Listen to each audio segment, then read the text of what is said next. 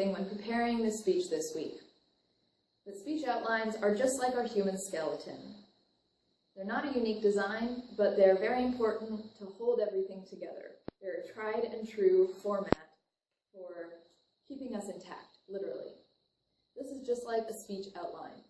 It's actually kind of boring to have intro, body, conclusion every time, but it's really essential for a good speech and holds it all together.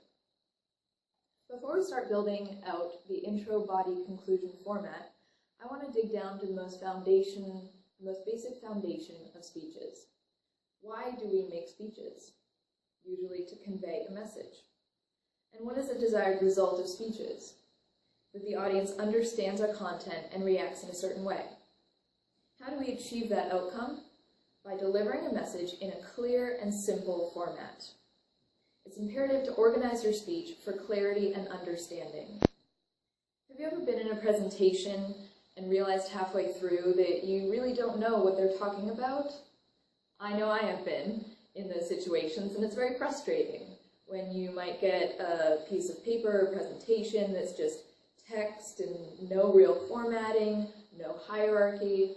When people are confronted with that situation, either in speech or written form, they lose attention, they turn away, and your brilliant message is lost. My point is this: your audience can only absorb so much, so try to keep it as clear and as simple as possible so that your audience will walk away with the intended message.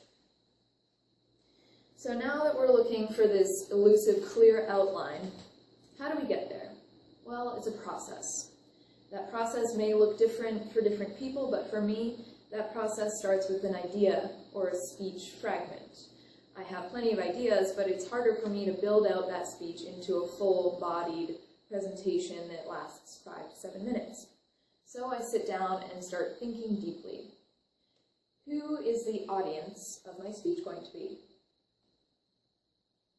Is it going to be managers at work, my neighbors in an HOA, or friends and family at a wedding?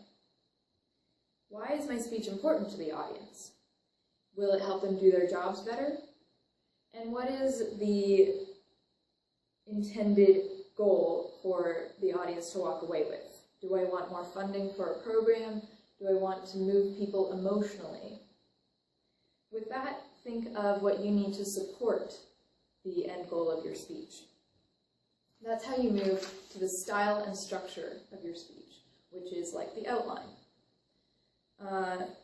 Toastmasters recommends several different styles of outlines: chronological, spatial, causal, comparative, topical, and problem solution. Those are a lot of choices. Some examples include comparative. You're comparing and contrasting perhaps 2 different business proposals or products in a meeting, and you hope to convince the audience of which product is better than the other. The problem solution style might be proposing a problem like traffic congestion and a solution like how do we address this on our roads by putting in a bus rapid transit system, for example. It's not necessary that your speech be classified exactly into one of these structures, but it can help. After fleshing out your speech's structure, you want to add some meat to those bones. One of the most important parts of the speech is a good attention-grabbing opening. You want to be able to hook your audience so that they'll have trust in you and listen to you throughout the speech. You can even try to write out word for word or memorize the opening to promote a smoother opening to your speech. It's like your first impression. You only have a few seconds to start your point and keep the audience's attention. A few good ways to do that are with a question or a challenge statement.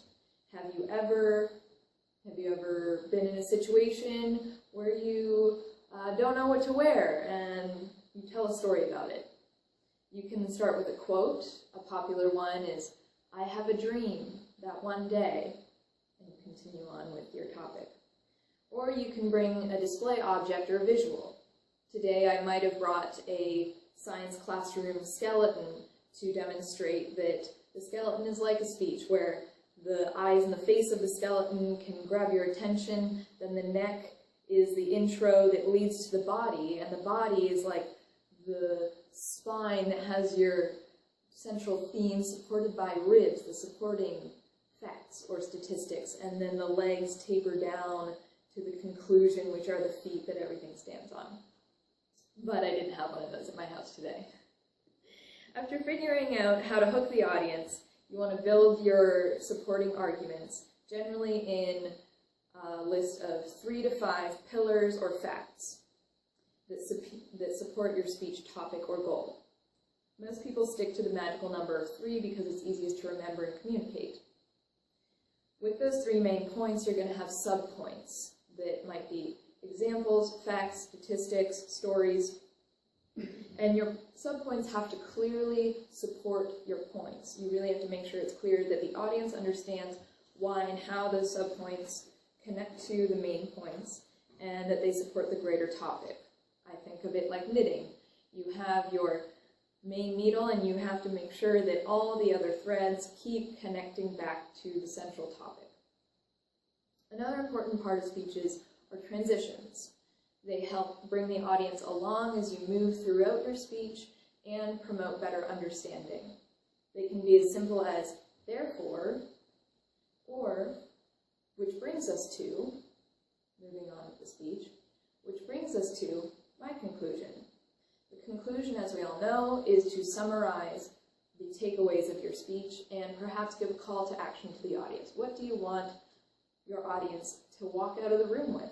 Or what do you want them to do as a result of your speech? I want you all to first think before you start outlining your speech. Think about who your audience is, why they care about what you're saying, and what is the end goal that you want them to walk away with. Then you can use that information to create an outline, whether it be topical-based, chronologically based, or cause and effect-based, and then put some meat on the bones of that outline with a good hook, an introduction, the body with 3 to 5 clear main ideas, the subpoints that are factual and link directly to the main points, and then the conclusion, which brings it all together, wraps it up, and provides a call to action.